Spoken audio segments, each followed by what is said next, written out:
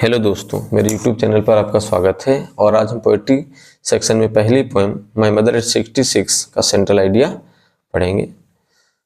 तो देखते हैं central idea of the poem. तो सबसे पहले देखेंगे the poem my mother at 66 has been composed by the poet Kamala Das. Poem जो माय मदर एट 66 है वो कवित्री कमला दास के द्वारा लिखित है। ठीक है, लिखी गई है। इन दिस पोएम अर्थात इस कविता में the poet has told about the advancing as, यानी कवित्री ने बढ़ती हुई उम्र के बारे में बताया। She is going to the airport with her mother, वह अपनी माँ के साथ एयरपोर्ट पर जा रही हैं। She is looking at her mother's face again and again, वह अपनी माँ के चेहरे को बार बार देख रही हैं। She is worried about mother's advancing as, वह माँ की बढ़ती हुई उम्र के बारे में चिंतित है। She feels that she will soon lose her mother, उन्हें लगता है कि वह जल्द ही अपनी माँ को खो देंगी। She starts looking outside to divert her attention, वह बाहर की तरफ देखना प्रारंभ कर देती हैं अपना ध्यान भटकाने के लिए। She sees that the outside world is full of happiness and Joy, वह देखती हैं कि बाहर का जो संसार है वो प्रसन्नता और आनंद से भरा हुआ है। ठीक है। When she reached the airport, अर्थात जब वह एयरपोर्ट पर पहुंचती हैं, she sees her mother again and smile, वह अपनी माँ को दोबारा देखती हैं और मुस्कुराती हैं। She smiles, वो मुस्कुराती हैं क्योंकि she wants to hide her sorrow, क्योंकि वह अपना दुख छिपाना चाहती हैं। She loves her mother very much, वह अपनी माँ को बहुत ज़्यादा प्रेम करती हैं। तो ये दोस्तों 4 नंबर का आपका सेंट्रल आइडिया एग्जाम में आएगा। बहुत ही इंपॉर्टेंट ये सेंट्रल आइडिया है, आपको लर्न कर लेना है इसे। ठीक है। और इस पोएम से संबंधित कुछ प्रश्न हैं जो नीचे दिए गए हैं, जो आपके बोर्ड में आ सकते हैं, नहीं आएंगे, जरूर आएंगे। तो इसलिए आप इनको बहुत ध्यान से देखिएगा, इनका आंसर भी आप समझने का प्रयास करेंगे।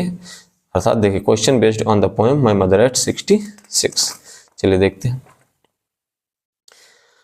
पहला क्वेश्चन है कि where was the poet driving to, अर्थात कवित्री कार में कहाँ जा रही थी। हु वाज सिटिंग बिसाइड, उनके पास कौन बैठा हुआ था। तो आपने पोएम पढ़ी होगी, इसमें बताया गया है the poet was driving to Cochin airport, अर्थात कवित्री कोचिन एयरपोर्ट तक कार चला करके जा रही थी। Her mother was sitting beside her, उनकी माँ जो थी उनके पास बैठी हुई थी।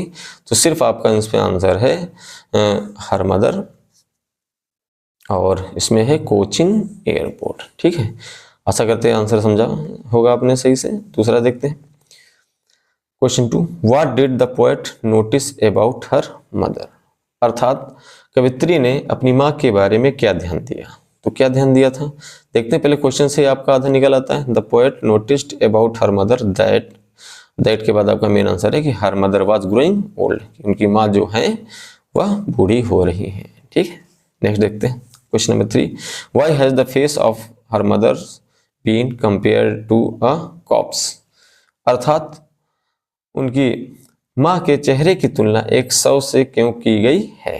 तो देखते हैं, आधा तो आंसर इसी में से निकल आएगा। The face of her mother has been compare to a corpse because के बाद से ही आपको लर्न करना है।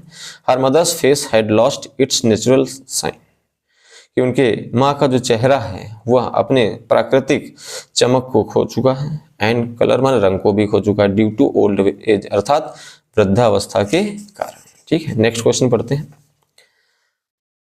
Why has the poet's mother being compare to the late winter's moon, अर्थात कवित्री की माँ की शिशिर ऋतु के चंद्रमा से तुलना क्यों की गई। ठीक है, पढ़ते हैं इसका आंसर। इसका आंसर है आपका, देखिएगा कायदे से। The poet's mother has been compared to the late winter's moon, और मेन आंसर आपका यहाँ से आएगा to bring out the similarity of ageing and decay, अर्थात उम्र और पतन में समानता को लाने के लिए। ठीक है, तो आपका मेन आंसर आपका है टू ब्रिंग आउट से लेकर के आपको यहाँ तक याद कर लेना है। ठीक है, नेक्स्ट क्वेश्चन पढ़ते हैं। तो नेक्स्ट क्वेश्चन आपका है कि what does that old familiar एक रिफर टू, अर्थात दैट ओल्ड फेमिलियर एक किस चीज की ओर संकेत करता है? तो मेन आंसर आपका इसमें दैट ओल्ड फेमिलियर एक रिफर्स टू किससे, आगे आपका मेन आंसर है अ पेन और फियर। मेन आंसर आपका यही तक है कि दर्द या डर से, that a person has experience, जिससे एक व्यक्ति ने अनुभव किया हो, इन द पास्ट माने भूतकाल में। ठीक है, नेक्स्ट क्वेश्चन पढ़ते हैं कि what is the poet's childhood fear, यानी कवित्री के बचपन का भय क्या है या डर क्या है? तो आप देखेंगे इसमें the poet's childhood fear is that her mother would slowly grow old and eventually die. कि कवित्री के बचपन का भय या डर है कि, अब यहाँ से आपका आंसर चालू हुआ कि हर mother would slowly grow old, कि उनकी माँ जो है वो धीरे धीरे बूढ़ी हो जाएंगी, एंड इवेंचुअली डाई, और अंततः मर जाएंगे। तो आपका यहाँ तक आंसर है, आप याद कर सकते हैं। तो ये कुछ महत्वपूर्ण क्वेश्चन थे जो आपको लर्न कर लेने हैं, और ये आपके बोर्ड एग्जाम में 6 नंबर के आएंगे, इसलिए आपको बहुत अच्छी तरीके से इनको याद कर लेने हैं। और फिगर्स ऑफ स्पीच से रिलेटेड भी कुछ क्वेश्चन आते हैं, तो हम देख लेते हैं कुछ इंपॉर्टेंट लाइन है जिनमें कौन सा फिगर ऑफ स्पीच है।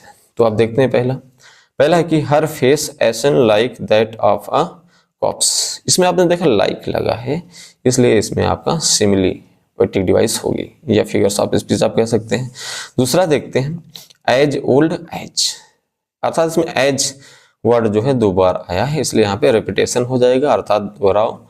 ठीक है, तीसरा देखते हैं इसमें ट्रीज स्प्रिंटिंग, यानी पेड़ों का मानवीकरण कर दिया गया है, इसलिए यहाँ पर होगा आपका पर्सोनिफिकेशन। ठीक है, नेक्स्ट पढ़ते हैं the Mary children spilling out of their homes. इसमें आपका कौन सा होगा, मेटाफर होगा। ठीक है,